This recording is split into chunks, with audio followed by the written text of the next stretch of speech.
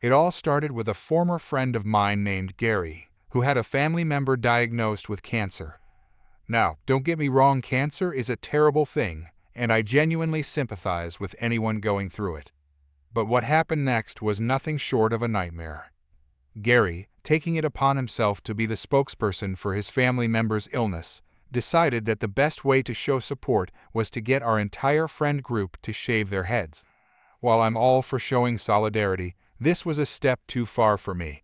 Gary managed to convince a few of our friends to go along with the idea, and he was so sure that I'd join in that he brought his shaving kit to my apartment without even asking. He was already unboxing the kit before I had a chance to say a word. I looked at him and said, "Gary, this shaving thing is not happening, man." But Gary, being as stubborn as ever, decided to make an example out of me. One fateful night, I was at a friend's party, enjoying a few drinks and having a good time. I got so intoxicated that I was practically dead to the world. That's when Gary, in his sneaky way, seized the opportunity. He waited until I was passed out and completely vulnerable, and then he started shaving my head. I was completely unaware of what was happening until a friend shook me awake. "What is going on?" I mumbled, still half asleep. My friend pointed at Gary, who was laughing and holding a chunk of my hair like it was some sort of trophy. He hadn't just shaved my head, he had also taken off one of my eyebrows and left my hair in a mess that couldn't be repaired. I was furious. There was no choice but to shave off the rest of my hair. Thanks to Gary's little stunt, I was left looking like a bald patchwork quilt. I decided that enough was enough and pressed charges against him for assault. Little did I know, there was more to this story than I initially realized. During the investigation, it came to light that Gary had been on medication for a mental health condition for years. What was even more concerning was that he had stopped taking his medication, which explained his erratic behavior. However, when the police arrested him, Gary quickly realized that his actions clearly qualified as assault. But things got worse. Gary's family, especially his mother, began to harass me in an attempt to get me to drop the charges. These people just couldn't accept that Gary had done something wrong. I was determined not to back down, so I not only refused to drop the charges, but I also reported their harassment to the police. You'd think that would put an end to it, right? Unfortunately, no. The harassment escalated, mainly because of Gary's mother. I could see where Gary got his charming personality. She showed up at my apartment a couple of weeks after the shaving incident, and she was not there for a friendly conversation. She started screaming at me. "You have no idea what we're going through. It's just hair. It's not a big deal."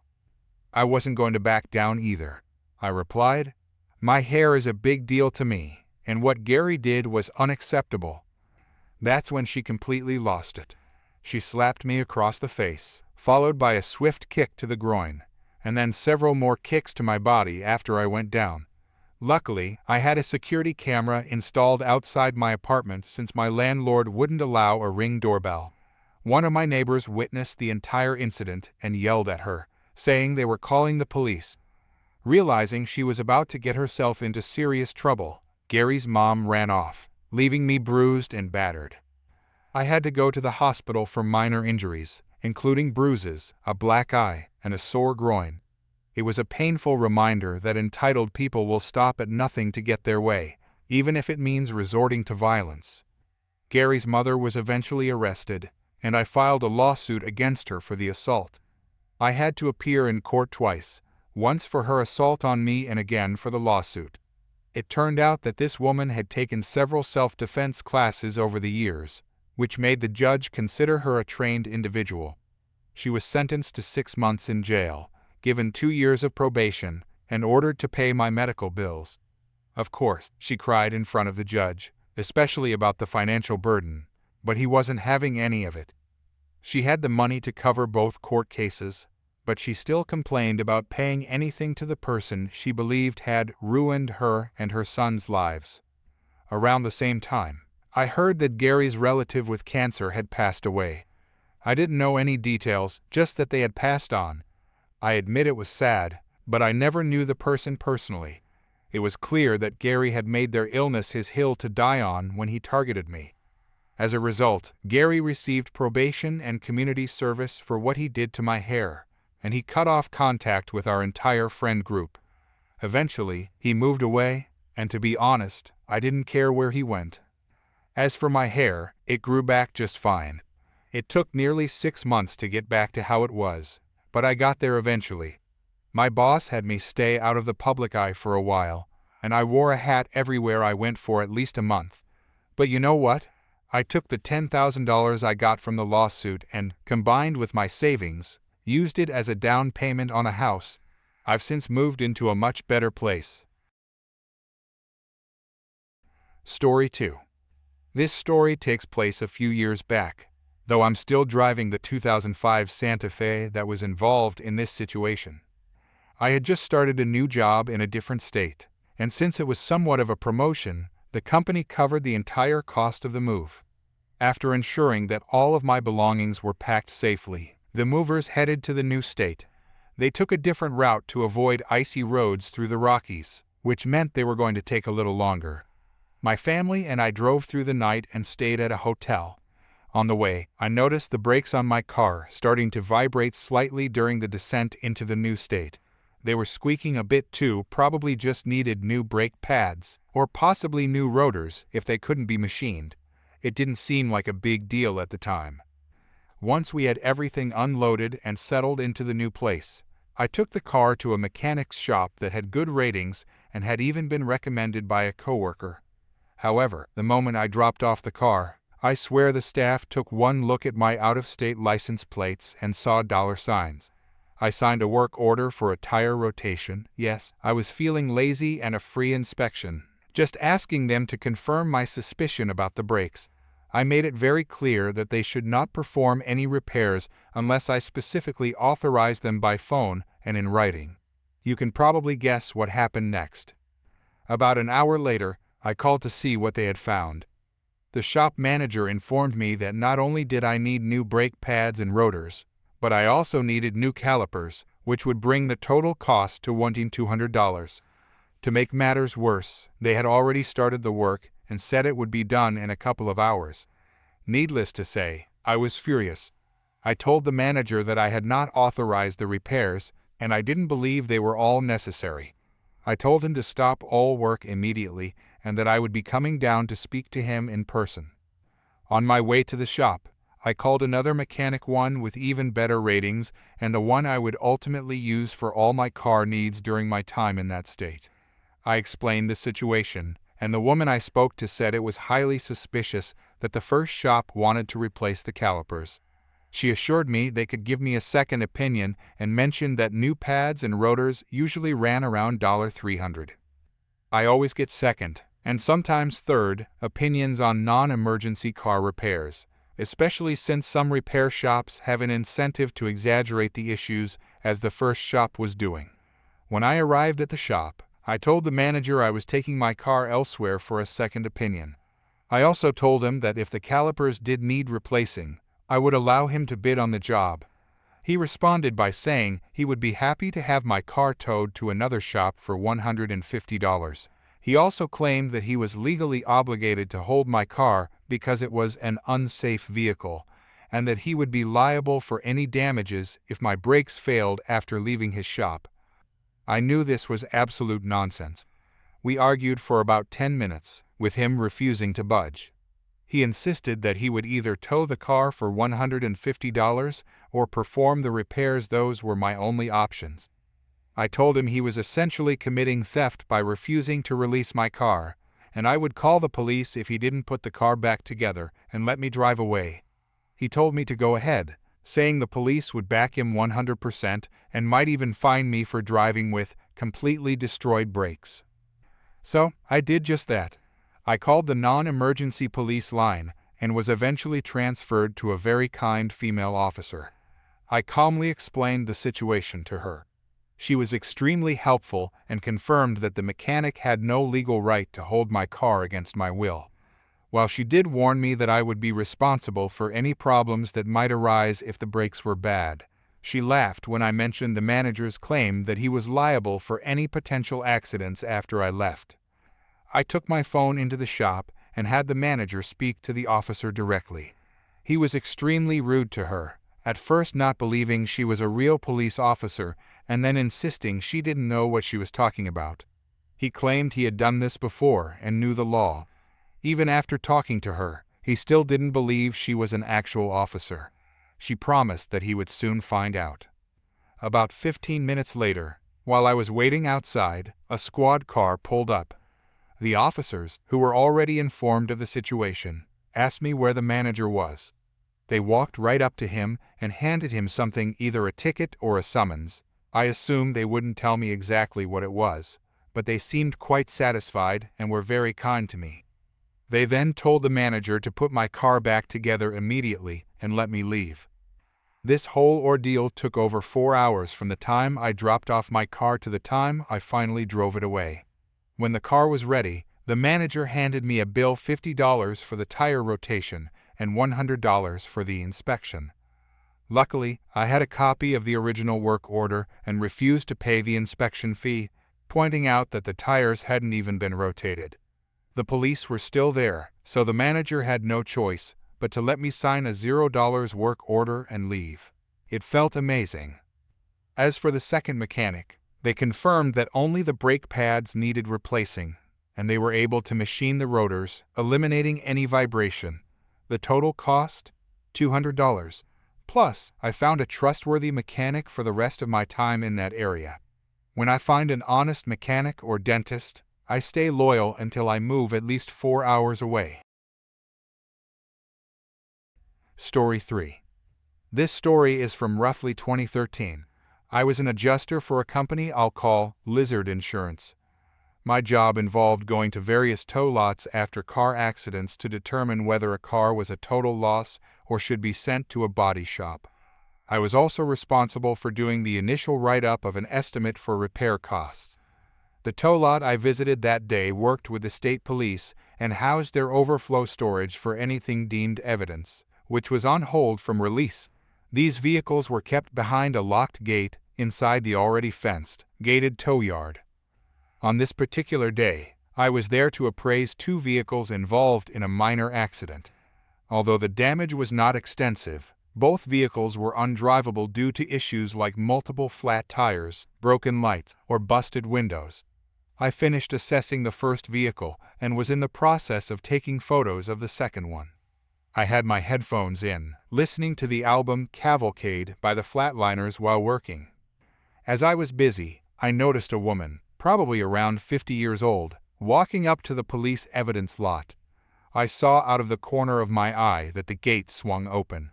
At the time, I didn't pay much attention, as the vehicles I was dealing with were about 50 meters away from the evidence lot, although on the same side of the yard.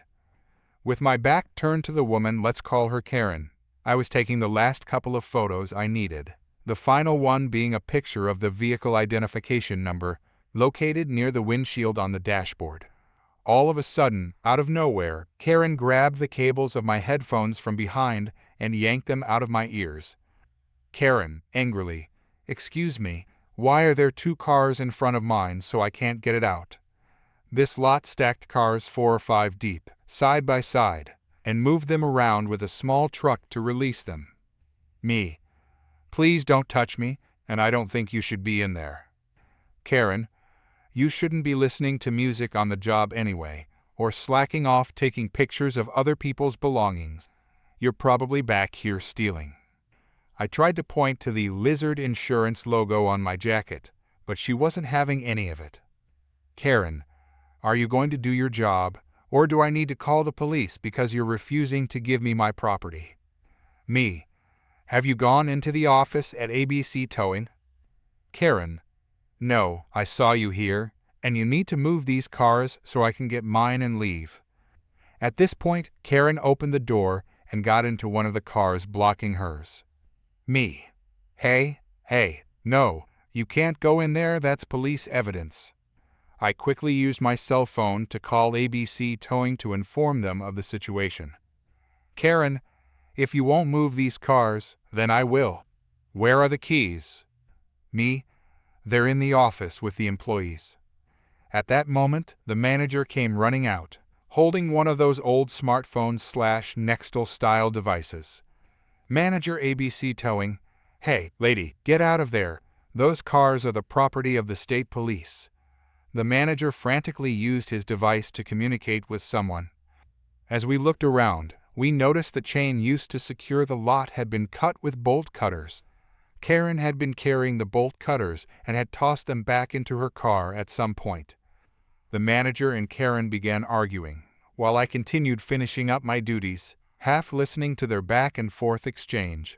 About 8-10 minutes later, 7 police cars came flying into the lot. The manager greeted the police and explained the situation. Meanwhile, Karen was screaming at the police, accusing me of stealing her car. One of the officers told her to stand in a specific area and assigned another officer to wait with her. It turns out that the lieutenant in charge of the county's police tow licenses was on the scene. After hearing the manager's side of the story, the lieutenant approached me to get my version of events. While I was explaining what had happened, Karen overheard and started yelling, trying to approach me. The officer standing with her grabbed her arm, but Karen yanked it away and shoved the officer, knocking her to the ground. Karen was screaming incoherently and charged toward me, but the lieutenant stepped in front of me and, with his taser, stopped Karen with a zap. She fell limp, face first, into the dirt and light gravel, skidding slightly. The officers immediately handcuffed her. It turned out that Karen had walked onto the lot carrying the bolt cutters while I was in the office talking with the staff about the 2 cars I needed to appraise. She had been wandering around the lot until she saw me, and I just happened to be near her car. Karen was charged with burglary, 2 counts of tampering with evidence, assaulting a police officer, assaulting me, trespassing, and resisting arrest. I know she did jail time, but I'm not sure how much. Ironically, years later, the tow company I now own impounded her car for being double parked. She recognized me but quietly paid the fine. Story 4. Some 20 years ago, I found myself working in a small manufacturing company in what was my first job out of college. There were a few red flags during the interview process, which I dutifully ignored as I was desperate for my first real job. Being a small family company, the role consisted of basically 3 jobs rolled into one, which was production scheduling, procurement, and inventory control. On my first day on the job, I learnt the person hiring me had already quit. The person training me had 2 days left at the company, and the average length of employment for my position was 4 or 5 months. They warned me that the CEO was a micromanaging psycho. I reasoned with my naive self that the guys on the floor were just hazing the new guy. I met the CEO, Chad, later that day, and we got along fine for the first 3 months. The thing about this factory is that they were gaining business fast and were ramping up production by buying new equipment and hiring more workers. The business was in a large growth stage. As we live in a small, impoverished, and isolated country, we had to buy our raw materials from overseas, which had a shipping time of 3 months. I modeled the trajectory of sales and moved to order materials every month so that we had a pipeline of materials coming in at regular intervals. When Chad discovered this, he yelled at me and told me to cancel the orders. His reasoning was we did not need that much raw materials, and it was a waste of cash flow.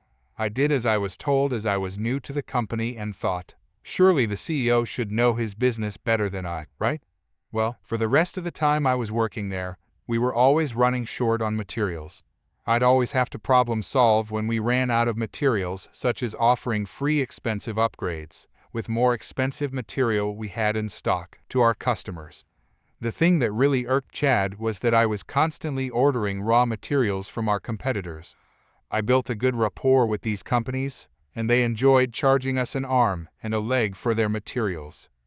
By the time my 1-year mark at the company came around, Chad absolutely detested me and would come to my workstation on a regular basis to berate me for not doing my job properly, questioning my integrity, threatening my job, and even accusing me of theft of raw materials.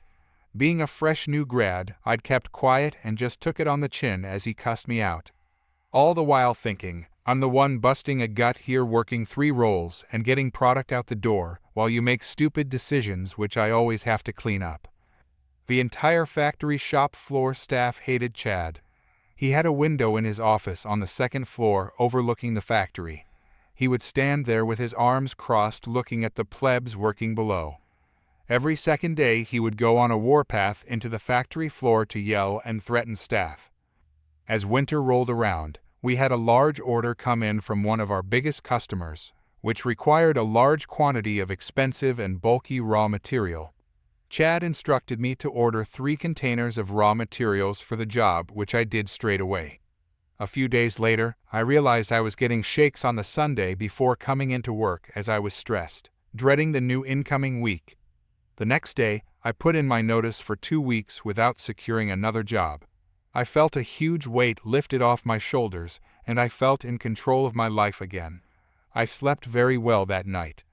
To this day, I still think it was one of the best decisions I have made in my life, as I put my mental health ahead of a steady income. Thankfully, I had an understanding partner. A couple of days later, I got a call from our suppliers saying they couldn't manufacture and deliver the 3 containers of expensive raw materials for us and canceled the order. A familiar feeling of dread washed over me as I know I'll have to inform Chad of the cancellation, and I am sure to get chewed out again for no apparent reason. I sat on this for a few days trying to gather enough courage to have a conversation with Chad about the problem.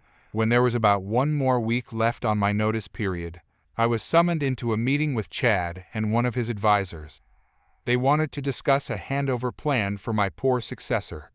As we were wrapping up the meeting, I braced myself as I was about to inform him of our upcoming shortage in materials when he looked up from his documents and asked, "Did you place the order for 3 containers of X materials?" I pause and suddenly realize that this is it. Here is my out. I stall, pretending to think, then say, "Yes, I placed that order last week right after our meeting." I just chose not to tell him about the cancellation. He didn't ask after all. The rest of my time there was uneventful and stress-free, and as I left to go to the car park on my last day, I flipped off the company logo on the side of the building and went on my merry way. The fallout. Now, these raw materials were bulky, as in, they needed a crane to move them around. The reason why we buy so large and in bulk is because it is more cost-efficient. By the time they found out about the cancellation of the special order, it was too late. My friend who still worked there informed me that they had to scramble to find materials and buy from our competitors at inflated prices. The problem was that our competitors only had materials that were not of optimum size, so there was huge wastage. I'm talking many tons, and a lot of overtime was required as they were really awkward in size to handle. At the end of the job, Chad let it slip at a staff meeting that yours truly had cost the company an extra $600,000 for that little bit of non-information sharing. I drove by the factory 4 years later and found that it was shut down. Story 5. I, 26 years old at the time, had just started dating Thomas, 28 years old, and things seemed promising. He was a very sweet man, educated, smart, and good-looking.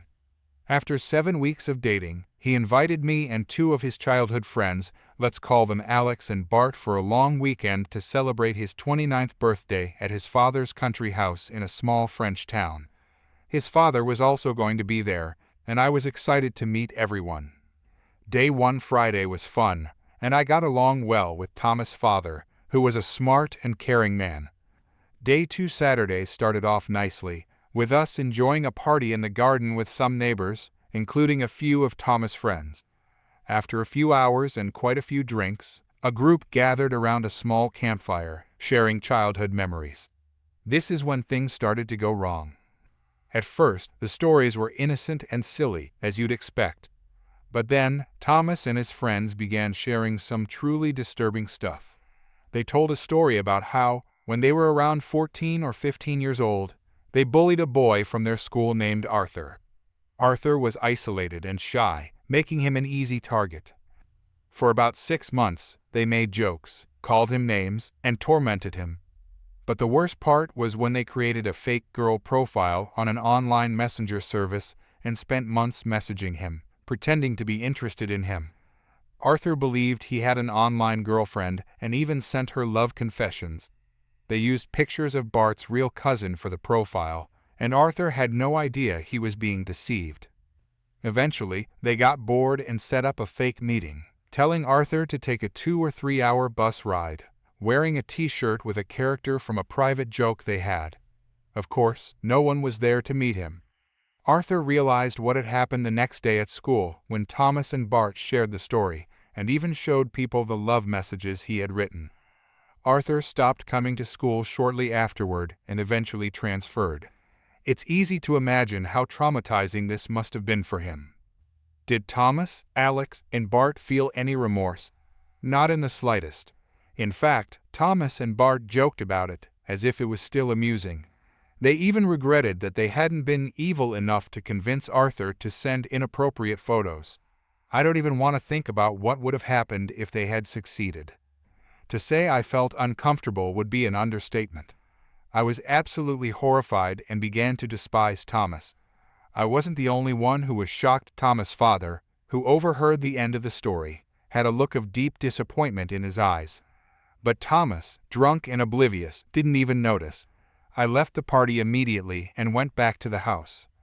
I couldn't sleep that night, thinking about how Thomas had found the story funny. Around 4 a.m., I heard him come to bed, but I pretended to be asleep. Day 3 Sunday was supposed to be the actual birthday celebration.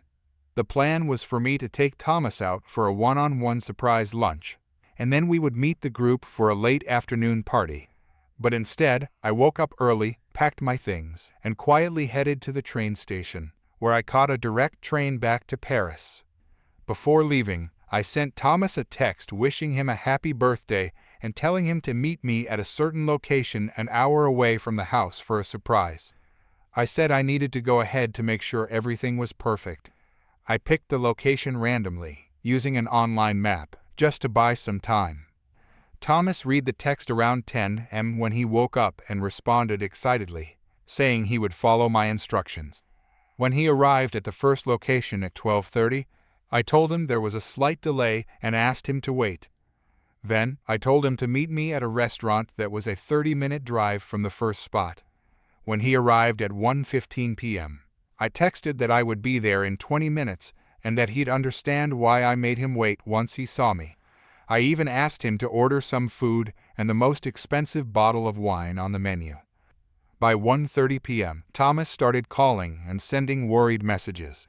After 45 minutes, I finally responded in French. So, how does it feel to have people play with your feelings? Then, I stopped responding altogether. Thomas kept calling and texting all afternoon, but I never answered. At one point, Alex called from an unknown number, saying that I had ruined Thomas' birthday with my actions. I simply replied, "This is a very small payback for what you did to Arthur. Tell Thomas to stop calling me," and then I hung up. After that, I blocked them. Even though I felt bad the entire evening, I knew I couldn't be with someone like Thomas. In the days that followed, a mutual friend reached out to say that my reaction was completely irrational and unfair. He said that it wasn't my role to punish someone for actions they had done as teenagers, and that I should have handled it in a more mature way. Only a few people supported my actions. Most thought I had overreacted. Thomas tried to win me back for a few months, but I never responded to any of his messages. I don't regret what I did. I just hope that Arthur, who would be around 35 years old now, is doing well. Edit. I did not expect such a large reaction to my story. While not everyone approves of what I did, I was surprised to receive many kind messages. Thank you. Regarding Thomas' father, he was one of the few who understood my actions. He called me shortly after the incident to discuss an unrelated matter, and he was already aware of everything. He didn't badmouth his son, but I could sense his disappointment. He mentioned that he had not slept well that night after hearing the story at the party. He told me that he appreciated meeting me and regretted that I wasn't with his son anymore, but he also understood my reasons. He didn't try to convince me to reconcile with Thomas. He was truly a gentleman. As for Arthur, I don't know what became of him. I don't even know his last name. Even if I did, I'm not sure I would reach out, for fear of bringing up painful memories he might want to forget. I hope he is a confident man today and maybe still likes Elmer the elephant. Story 6. I'm a college professor, and I teach a core linguistics course for first-year students. Now, if you've ever worked in academia, you know that cheating has always been an issue. But lately, with the rise of artificial intelligence tools, it's gotten worse. Some students have started turning in essays that are clearly generated by AI, filled with random words that don't make any sense and have no references. It's like AI-generated gibberish. Luckily, there are tools out there that can detect if something has been written by AI. It's not perfect, but if a piece of text looks like it was written by AI, and the student can't explain their own essay in an oral exam, that's pretty solid evidence. So, I started submitting academic dishonesty reports for several students who turned in suspicious essays. I figured the next step would be to spend about an hour in calls with these students, asking them to defend their work. That's when things started to go sideways. Admin sends me an email. Admin, we're not going to entertain the idea of oral exams. AI detectors give false positives, and unless there's an actual AI prompt in their essay, we don't want to hear about it. I couldn't believe what I was reading. But then it got worse. Admin, even if they did cheat, it's just a sign of adaptability to modern economic forces. Basically, they were telling me that cheating wasn't a problem because students were adapting. And the final blow? Admin, you should learn to incorporate AI into your classes. I was floored. So, they want me to just accept AI-generated essays? Fine. I'll incorporate AI into my classes. Let's see how that works out. You see, I'm the course coordinator for this unit, which means I have complete control over the syllabus. I decided to make a few changes. First, I introduced AI proctoring software for all the assessments and quizzes. This software tracks everything: facial recognition, keystrokes, even copy-pasting. There's no way to cheat without getting caught. Second, I changed the way the course was structured. Instead of having a couple of large essays like a 500-word paper, I split it up into several shorter writing assessments. Each one is only 400 words. It's easier for students to manage, but harder for them to get away with cheating because they have to submit multiple pieces over time. Now, before anyone thinks I'm out to ruin these students' lives, let me explain. This is a first-year course. Also, in our country, students only start paying back their loans if they earn more than $52,000 a year, so it's not like I'm throwing them into financial ruin. Plus, these assessments are actually easier because they don't have to write massive papers. It's about learning, not punishing. Anyway, fast forward a bit, and the changes worked like a charm. Cheating in my unit dropped to 0. No AI cheating, no paid ghostwriting, nothing. It was going great. Or so I thought. A few weeks ago, I got called into a meeting with some higher-ups. They had this data analysis showing that a higher proportion of new students in my major were dropping out. They claimed it was going to cost them hundreds of thousands of dollars in lost tuition and funding over the next few years. Board member, we fear your unconventional assessment method might be to blame. I had to hold back from laughing. They were blaming me for students dropping out because they couldn't cheat anymore. Unbelievable. Me, I was told to incorporate modern technologies into my classes. We offer an online degree, and our goal is to maintain academic honesty. I'm offering flexible, AI-driven assessments that are easier than writing long essays. The room went quiet. They didn't have much to say after that. What could they say? I was following their instructions. The irony, they wanted me to adapt to AI, but they didn't like it when my approach actually stopped students from cheating. At the end of the day, I did exactly what they asked me to do, and the fact that students couldn't cheat anymore was somehow my fault. I left that meeting with a smirk on my face.